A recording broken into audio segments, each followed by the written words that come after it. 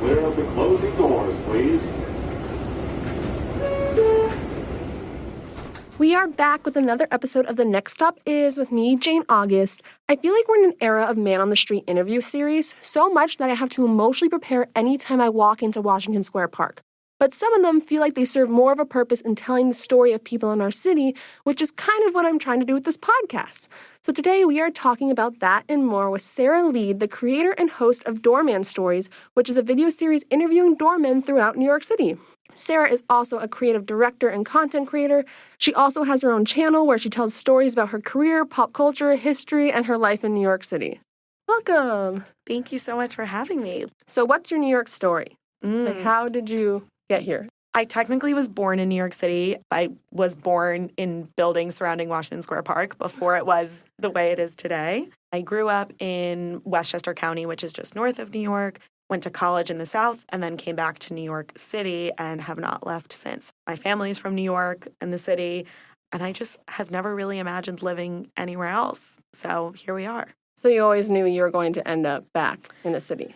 Yeah, I don't even think I thought about anywhere else. You're really privileged when New York is your home to be able to not say that you want to live anywhere else. I think I'm totally sounding so coastal elitist right now, but I just feel like it checks so many boxes that I don't have a lot of wanderlust for other areas because I feel like I get to see so much of what's happening in life and culture by living in New York. I think if I lived in maybe a more remote area, I would have sought out to live in different places.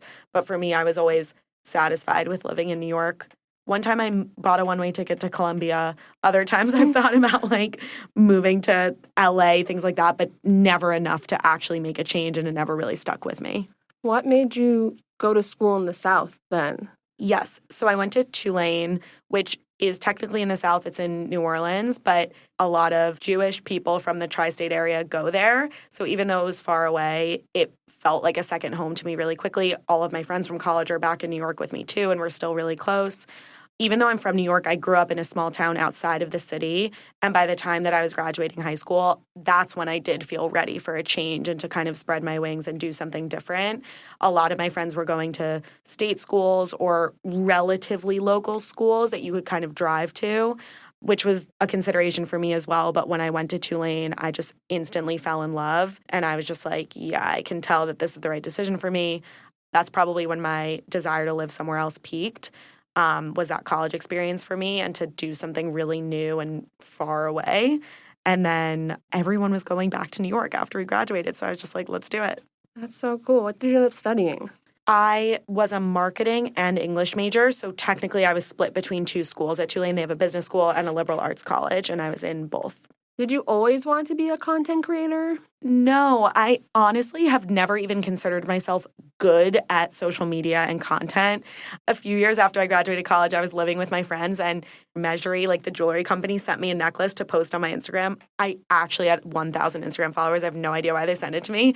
And me and my friends were like trying to take an aesthetic photo with me and my necklace, and it was so tragic. It was never on the table for me, a consideration, even though I'm a big consumer of media always. But I think I did know I wanted to do something creative, which is why I did marketing in English.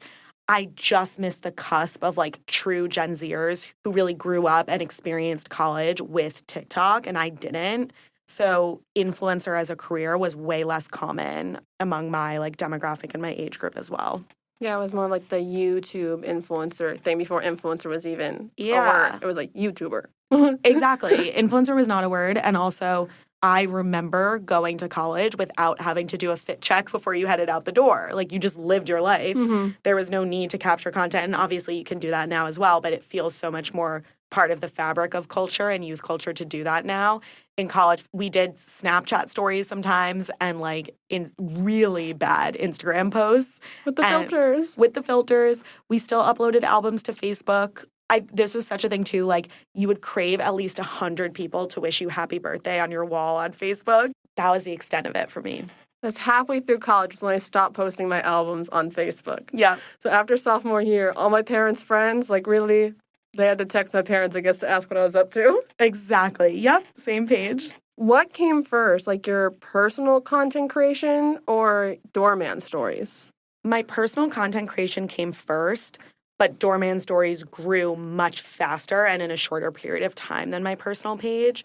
During the pandemic, I started experimenting with content. I was living at home during the pandemic back with my parents and was creating content-ish kind of around this secondhand fashion business I had started. I was helping people resell their closets on Poshmark and Depop and those websites. And so I was creating content to promote that and just talk about sustainable fashion and consumption and all that stuff. And so that's how I started creating content and learning about content creation. I also started like a video series on Instagram Live because everyone was doing that during the pandemic. So that was kind of my foray into content creation.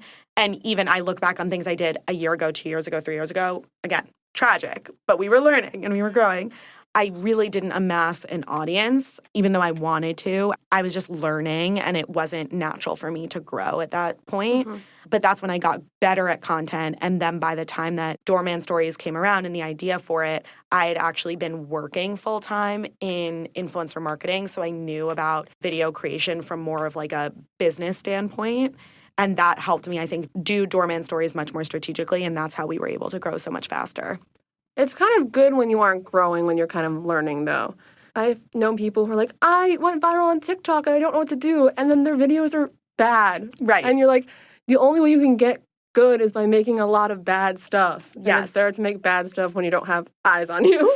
That's so true. You fail in front of no one, and that's fine. I have clearly pivoted a lot and redecided what I want to do or what I want to say or the content I want to create a lot because I've had a smaller audience while making those changes. Now that I look back on it, all of those changes, there's some pressure alleviated because I haven't had to pivot in front of 100,000 people, 1 million people, these massive audiences. Your claim to fame is a channel called Doorman Stories. What is it? How did it come about? So Doorman Stories is a street interview style series where we talk to doormen and people who work in buildings around New York City. So that could also include porters, superintendents, property managers, other people who help. We kind of call it welcome conversations with the people who welcome us home. That got started about 1.5 years ago, and we've grown to almost 200,000 followers since across our platforms, which is really cool. Of all of the kind of social media endeavors I've tried over the years, by far the most close-knit, engaged community I've ever seen, which is so rewarding and fulfilling, and it's been a really amazing experience. How did you come up with it? I was working at the time at a startup in the creator economy. So it was a company that was making videos for brands on TikTok. They had a publisher arm of the business, which basically means they had their own channels where they would publish content, almost like a Complex or a Refinery or a High Snobiety, one of those entities, but on TikTok. And I pitched and produced a show for one of those publisher channels. And it was a short form video series, totally different context. It was in fashion, but it taught me how to produce, cast, line produce, budget, and host everything like in and out for a show, which I definitely was wearing too many hats at the time, but it still taught me all the ins and outs of how to create a show. I quickly realized as soon as I pitched it to another company, it was never going to be my IP, even though it was the company I was working for. So I was like, okay, how can I do something like this, but for myself? I also was kind of hitting this point where I was making content in sustainable fashion. This show I was creating was in fashion. If I was going to do another show, I wanted it to be a little bit more general human interest. I felt like there was a gap between female hosts who were not talking about fashion and dating when it came to social media and especially interview style series. I met with someone at the time who was just a very casual friend of a friend, but I knew he was a videographer specializing in vertical video. We met up for coffee. I was like running through my list of ideas with him. Every single idea I shot him, he was like, that's not going to work for that reason. That idea is boring. No. The last idea I had on my list was Doormen. And he lit up and he was like, yep, that's the idea. Let's do it. And this was my first time working with a partner who had a sense of urgency around things because I go into analysis paralysis and just sit on an idea and think of all the reasons why it won't work. Having that other person to refine and bounce ideas off of or just validate my ideas or critique my ideas helped me be like, okay, let's go try it on Tuesday. Let's do it. And so that's really how the idea was born. How did Doorman end up on that list? Do you have like a doorman that inspired it? I personally live in a doorman building, and I think we have the best doormen in the city in my building. I adore them. One of my friends lived in the building that I currently live in before I did, so I knew some of these doormen before I moved in, and I loved them even before I was a resident there. They are so special and just the coolest people, and they really do make you feel at home. On top of that as well, the apartment building my dad grew up in on the Upper West Side, my 95-year-old grandma still lives in. So I've known the same doorman since I was born. And so I just kind of was reflecting on these fixtures of New York City life who are really omnipresent, but we don't think about that. And I think their stories or their perspective are overlooked. And doormen just completely represented that for me, something that had a personal connection, but that I also thought had stories that could resonate with a wide range of people. For people who don't live in a doorman building or don't live in New York City, can you explain what a doorman does? Yes. Well, we probably have to do like the Merriam-Webster definition of a doorman, but if you're in New York and you live in a doorman building, it means that there is an individual who mans the door when you come in and out. Sometimes it's 24/7, sometimes it's just during the daytime, and they will open the door for you. They will get packages. They will do your takeout and, your deliveries. But really, they see life in a building because they're welcoming people in and out every day. It's basically a security measure at its most baseline definition. Obviously, I think, and our viewers think that it's so much more than that.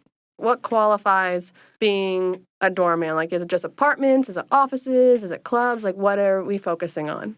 90% of our interviews have been residential doormen. We've done a mix of rental properties and places where people own. It's usually been several-story large buildings. That's the majority of our interviews, and the majority of our interviews have been on the Upper West and Upper East Side because if you just survey New York, most doorman buildings are uptown in Manhattan.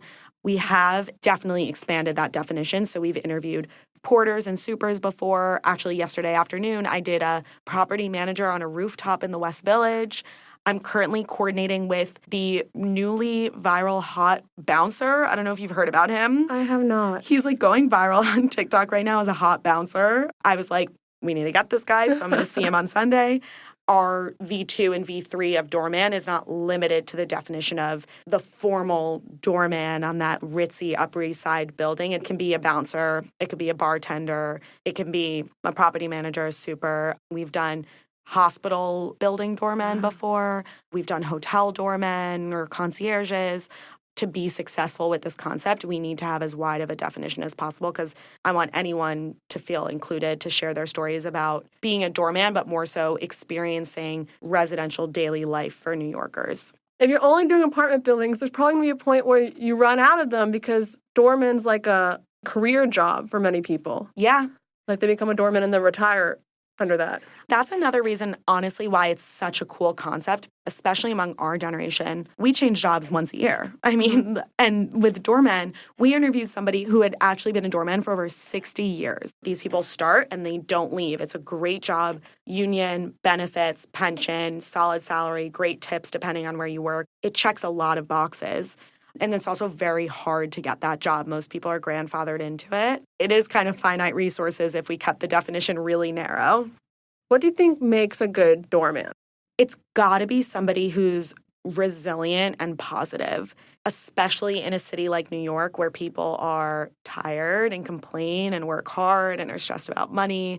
A lot of that personality can rub off on the people they interact with, like a doorman. So you have to just have a smile on your face, have a poker face if somebody lashes out at you. Because when you come home after a long day, sometimes you might be in a crappy mood and the guy at the door might take the brunt of that. And then there are obviously, the basic things like get the door or accept the packages. A lot of doormen share building operation responsibilities. So they might be in charge of helping bring like a super repairman to units or help manage any emergencies in units. Sometimes they get really bizarre requests that they have to honor, like helping residents zip up a dress if it's a woman living alone, things like that. It's wearing a lot of different hats. You have to be kind of physically equipped. Like you have to be on your feet and in a uniform for several hours of the day, multiple times a week. So it is kind of a physically demanding or requires some physical capabilities, I guess, to be a doorman in New York. And then if you live in the apartment, like that's the person you're seeing every day, basically. Yeah. Even if you live alone, that's when you're leaving and going. Exactly. Another piece of inspiration for starting the series is this episode of Modern Love, which was an Amazon Prime limited series a few years ago that is based on a New York Times column. And the first episode of that series is about the relationship of a resident and her doorman. Even if you know nothing about each other more than just where you live and where you work, there's some type of special bond there where just because of frequency of interaction and the duration of that interaction, you feel really close, and that's a very one-of-a-kind bond. At least from what I've seen on like TikTok and stuff, people move to New York City and there's been people who don't understand the concept of doorman. I remember like a holiday season or two ago, there was one girl who had a tiff with her doorman because she didn't give him a holiday gift. Ooh. And then there was the whole conversation of like, what is required? What is like expected? What's your thoughts on that? I'm glad you brought this up because it actually got contentious on our Doorman Stories page over the holidays as well. Various publications like The Times will do articles every year, like you can Google how much to tip your doorman. I felt like it was a little subjective or there wasn't a real definition. So we put on our story, how much should you tip your doorman? We got hundreds of responses, so I consolidated the average answer and put that on my story as a response. And people got really angry. Some people were like, yep, that's what I did, perfect. Other people were like, that's astonishingly low.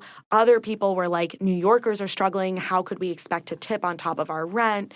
There's also another variable where depending on where you live and how many units are in your building, you might have multiple doormen. So for example, in my building, there was something like over 20 people to tip, which is a lot versus maybe you live in a 6th floor walk-up with a doorman and you have 1 or 2 people. You have to make the decision that's right for you and feels comfortable for you. Also ask other people in your building who have lived in your building longer what they have tipped so that you can just really make a decision by your personal building. So, like, it should be done. 100% you should be tipping your doormen. Is there, like, a reason that's come about that became a standard of, like, tipping or gifting your doorman? I actually don't know the history of that or, like, why that got started as a standard, although I kind of view it as a behavior in hospitality in general. Like if you stay at a hotel, you leave a tip for the cleaner when you check out. Doormen are an extension of the hospitality industry. To give them an annual tip over the holiday season is a really nice gesture of appreciation for what they do for you as a resident. Everyone's all up in arms about tipping culture right now. It's like, who do you tip, who do you not, how much do you tip? If there is a level of effort provided with the service you get, any form of tip is nice to do. Tipping culture is getting a little bit out of hand, and it's on the onus of the employer to give their employees a fair salary. I don't think it's on the onus of us as consumers to be helping support you via tips. You should be paid a fair salary by the employer. It really boils down to a personal decision because, like, maybe you live in a doorman building and you are really struggling to make ends meet on your rent. Do what you got to do. If you can't tip, you can't tip. Your doormen will understand as well. Like, we're all just trying to do our best.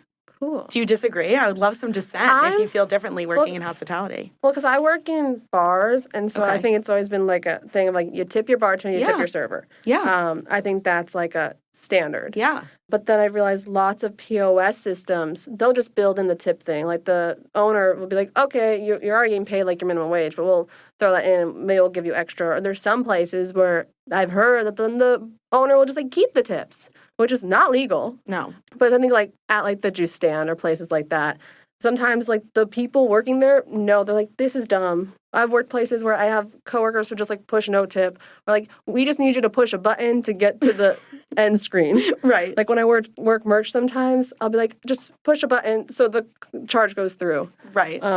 But certain things like I think bartending and restaurant work for sure. And I think like tipping your doorman and those people who are in your daily life, giving that annual gift at the end, I think is really important. Yeah, totally on the same page as you. The other thing I would say about Doorman Stories, besides watch the content and enjoy it, is you started this interview kind of talking about how you get nervous to even walk out your door these days because there's this barrage of on-the-street interviewers harassing you.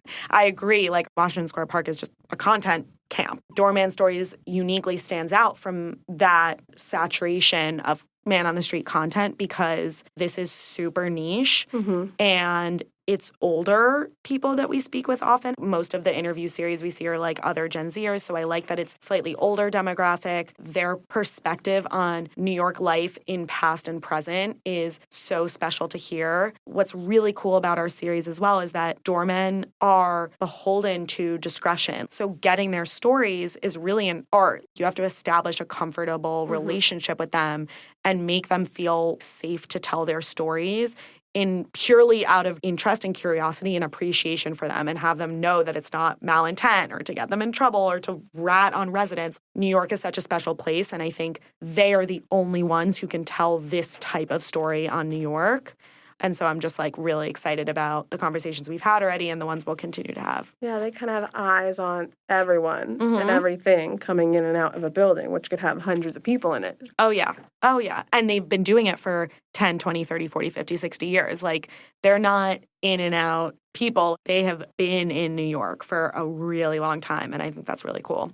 Are there female doormen, or is it like a strictly like mostly male industry? It's a heavily, heavily male-dominated industry. We've interviewed two, you could call them female concierges or door women. They were both awesome. They really stand out to me actually as some of my favorite interviews because they were quite multi-hyphenated as well. One was a painter, one was a breast cancer advocate. And I met another one who we didn't interview, but one who works at one of those classic Murray Hill buildings. I mean, it's harder to find, but they are there. Yeah, same like at clubs. It's like mostly men being bouncers, but then occasionally you'll have like a woman there. And I feel like it always changes the vibe. Totally. And then, speaking of on-the-street interview series, are there any other series that inspire you? I love Subway Takes. I think that's another good, like, uniquely New York series that is just done really well. I love Gabe DeSanti, who does a street series where he is on a mission to build the world's longest resume. So he'll go around to different people. I love that one. Yeah, so he's awesome. There's this one guy, Sprout, Sprouht.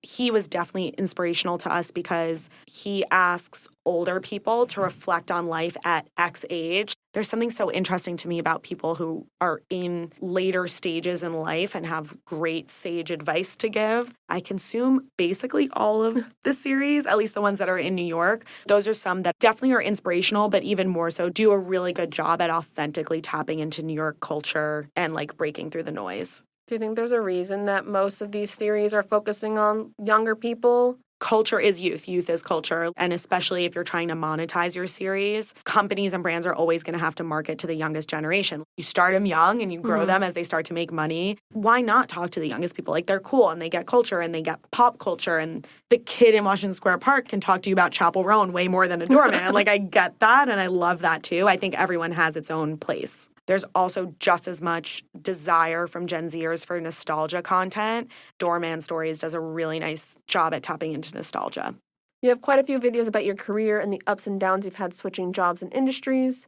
You went from management to marketing. Why did you make that jump? So I mentioned like what I studied in college. I don't even know how to define my first few years after college, but I think I just blacked out. Like, I literally had no idea what I wanted to do.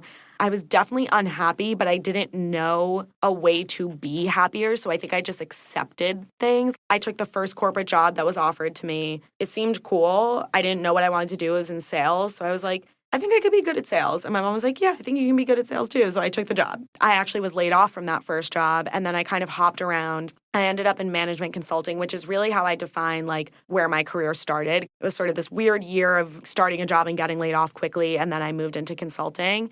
I was still working in consulting during the pandemic. And that's when I had my quarter life crisis of being like, oh, this is the rest of your life. And so that's when I started really exploring, okay, wake up. Let's give some ownership into the process and have some agency over what you're doing instead of letting life happen to you. And I think I also really rested my laurels on having student as my identity. And then when you're done with college, you're like, oh, like, who am I? And all these purpose things feel really daunting and identity things feel really daunting. I have really fond memories of my childhood and college. It was really hard for me to know what was next. But I loved consulting, and I think it's such a great job to have. Ultimately, it didn't check the creative boxes that I wanted. So I made this really big pivot just as the pandemic was ending into the creator economy. That was also relatively unintentional. I just like literally put creative into LinkedIn and just like saw what came up. I really studied all of the options and I applied to entertainment companies and publishers and magazines and startups and really cast a wide net and happened to get a job in the creator economy. Long story short, ended up doing creative strategy and direction for clients who are looking to activate on social with influencers. And that's what I've been doing since I pivoted out of consulting a few years ago. Sometimes it's a double-edged sword. For the most part, it's really complementary to know the strategy behind content as well as execute the content. Sometimes it sucks because you're so chronically online that you're like, dear God, I don't even know how to read a book anymore. Like, there's a lot there that took a lot of work and thought and therapy and all those things to figure out why I was doing it and how to do it. Ultimately, I'm really glad I did it because it landed me to the balance of content and lifestyle I have right now that is probably the happiest I have been to date. Oh, yay. Yay. So how does, influencer marketing work on your end? So I know what it's like on the influencer end. Yes. But basically, brands will RFP my company or whoever I work for, which means they'll send out a request for proposal. So they'll be like, hey, we have a new teeth whitener and $300,000.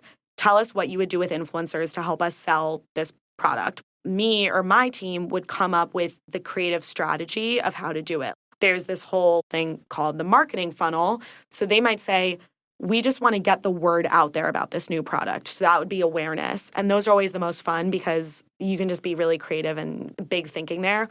But other times they might be like, we've been on shelves and no one's buying us. We have to drive sales. And that's the lowest part of the funnel.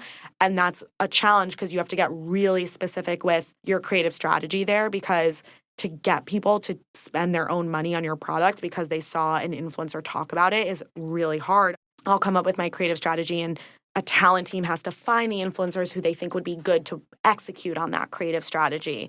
Let's say the client buys it and they like your idea, then you have to translate everything you gave to the client into language that an influencer would understand and be able to create their content around. For me, I love it because clearly, if you haven't picked up from this conversation, I have job ADD and love to explore different things. So that's really fun for me to be on the agency side because there's always a new client, always a new product or opportunity. Unless it's Netflix, honestly, I can't think of a brand that I would be excited by every single day. So it gives me variety. But even at a company like Netflix, there's so many different programming and things, so it's still going to be different and full of variety. Right. That's why I could do a Netflix. Like, call me. Is this the audition? Yes. Can we send this in, attach it to the resume? Exactly. That'll get me the job. Is it possible to decide you're going to be an influencer and do it? I do think anyone can be a content creator. And that means pick up your phone and record a video and eventually do it well. An influencer is somebody who influences, who helps shape or inform or change the way you think or buy. And that you can't just decide. Like, you have to really earn that or have a specialty or a voice or a point of view that earns influence from a consumer. If you do want to be an influencer, you have to be someone that has some sort of authority or inspiration to a group of people. That's really interesting. I somehow have gotten into the discourse of you all need to have a personality to be an influencer. You can't just decide. And so that whole concept, even for me personally, I'm trying to figure out what am I doing with my content creation, influencer stuff. Yeah. I've been reading a lot and thinking about that of yeah. Who are you to your audience? And it's so true. I think I really struggle with that because I think I don't know how I want to show up a lot. And then the audience can't decide how you show up either. It does get really challenging to figure out unless you're Alex Earl in 2 seconds. Obviously, you or I have an extremely different personality from an Alex Earl, just to use her as an example. But that also means that there are other people out there who are looking for our personalities too. Maybe we just haven't found it yet. How are you operating your social media influencer stuff separate from your work in Doorman Stories? So I've started a new kind of series literally a few weeks ago that's been really fun where I've found different parts around New York that have been featured in movies or TV shows. And I've shown them to people this is what it looks like in real life. This is what it looked like in the show. And that's been really fun for me because I think it really easily combines my interests in New York and pop culture. So I've been just looking for ways to create inspirational content that makes people happy that I still care about too. Obviously, as you've seen, a lot of my content is around pivoting or career stuff, things like that. I'll still post some of my fashion content because, like, I think a really cool part of New York City life is our access to thrift shops and flea markets, things like that. So I'll show some of that stuff. You're catching me at a good time because I did a lot of reflection over this summer around minimizing my output to be smarter, like working smarter, not harder, because I think this summer, that last like 6 months or so was really a struggle for me in finding my voice and not getting stuck in like comparison holes and things like that with other content creators. And I was just working harder and not smarter, and it didn't feel good. And now I think I'm in like a much more balanced place. Knock on wood, at least for now. So I think that's really where I focus my content now, is doing the content I know has historically performed well and still taps into content that is interesting for me on a personal level too. Yeah, because you won't have fun. You won't want to do it if you're not having fun doing it. Right. Like, I mean, when I first got started on TikTok, my video that went the most viral is something I would never want to post about today. And I had to like give myself permission to be really honest about that and know that that might mean I'm a slower burn because I've changed my mind 45 times, or the reason I went viral wasn't something I wanted to keep doing, or all of those things. But yeah, I had to give myself permission to like shed that dead weight and keep moving on. And part of it's learning about if your audience is following you for like you and your personality, or just like that one video. Exactly. And that's kind of interesting to find and discover as you pivot and do stuff. Like, who is willing to keep going? So well said. And you have to think about it from your end too. Like, would I follow me? And that's the question I always ask. And that helps guide my content too. Yeah, recently I was like making a video and I had one part at the end that was funny. I was like, oh, I'm going to cut this because it's not. But I was like, no, I keep watching. Like, this is funny. I would get a laugh of it, so I'm going to post it. Brilliant. And that's kind of how I've been doing it. Yeah. What are your favorite things to do in the city? So there's this term that I discovered a few years ago. It's this French term called flaneur, and it means somebody who just walks around all day and observes their neighborhood. And I'm like, I'm a flaneur. Like, that's what I do. I love walking. New York is the most walkable city, I think. So I consider that a hobby when you live in New York. But I love thrift and vintage shopping, absolutely obsessed. I love filming doorman stories and creating that content. I love eating out and like the dining culture in New York. And I love, I guess this isn't really a hobby or like New York specific, but I just love like pop culture and movies and all of that stuff too. So that's been really fun. I took acting classes a year ago and I'm still in touch with my coach. So like any opportunity to work with him has been really fun for me too, just being creative. Was it just acting for fun, or how did that come about? I think this was like part of my broader like whole rebrand following consulting. I just kind of thought to myself, what are all of the things I did when I was a kid, and without even thinking about it, abandoned it in college and adulthood. And acting was one of those things. I did improv and stage all through middle school, high school, and part of college during the pandemic. And then for a couple of years after the pandemic, I started taking acting classes again and deciding if that was something I really wanted to pursue or not, or if I was good at it or whatever. And I think it helped me so much with my content, obviously, because that's, your stage presence and how you emote and how you understand scripts and connect with other people in acting obviously translates really well into hosting or being on camera for content, even unscripted. I also was laid off for a second time last year. I was laid off a week before my birthday, and on my birthday, I booked a short film through my acting class. So that was like a cool little story arc, and I filmed that last year, and so that was really fun too, and I think just part of my broader like creative journey. Do you want to pursue acting? I think I actually met with one of my friends who's a director like a month or two ago. And I was like, I always struggle because I feel like people who want to be actors are so gung-ho about it. And that was never me. And so I feel ashamed about saying I want to do it. And she was like, that's such a myth. You can want to be an actor and be good at it and do like a million other things. And so I really appreciated her giving me that allowance. I love acting and still will apply to casting calls when they come across my plate. But it's not something that I'm actively pursuing. I think I had to be really ruthless about prioritization for myself because I'm hyper busy to a fault. Like I have a very hard time about saying no to things. So I had to be really honest about where I spent my time, and that didn't rise to the top. So it's something that I welcome but don't actively seek in this moment outside of maybe like making Doorman stories a hit or some of my other endeavors. Well, you've done a film, so you are an actor, just not currently working. Thank you. I'll take that. Absolutely. I was at a concert once. I met someone like, oh, I'm an aspiring costume designer. I'm like, have you designed costumes before? And they're like, yeah. I'm like, then you're just a costume designer. You're not aspiring. Like, you already did it. I love that. What are some things that have been bringing you joy lately? Doorman stories for sure. That definitely brings me joy. I love the summer. I'm horrible in cold weather, so summer things have been bringing me joy.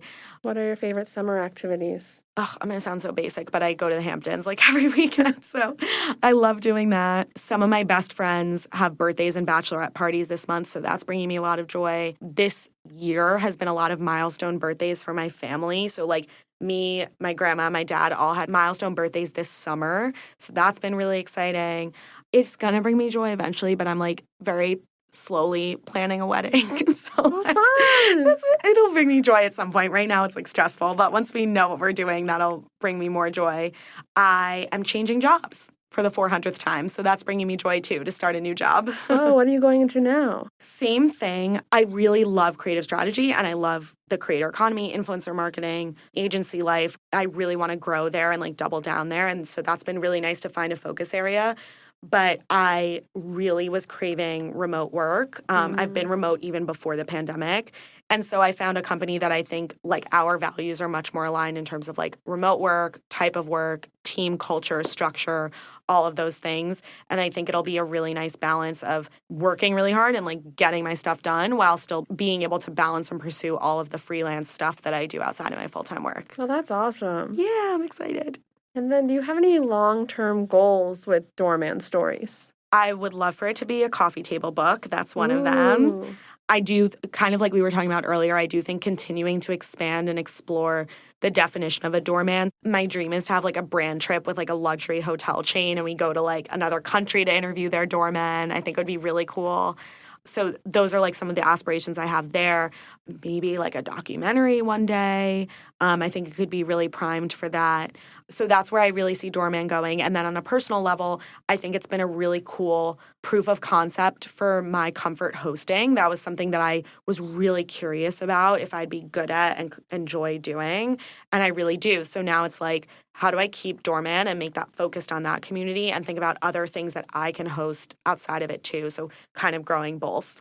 That's so exciting. Like there's so many ways you can go with this. Yeah, I hope so. Is there anything else you'd like to talk about? Follow Doorman Stories and follow Sara and Leeds on all your social media platforms. Yay! So thank you so much for being on the podcast. Thank you so much for having me. This was awesome. Yeah, so make sure you follow Sara and Doorman Stories to see what you get up to next. This has been The Next Stop Is with Jane August. You can follow me, Jane, online at Jane August on Instagram and TikTok.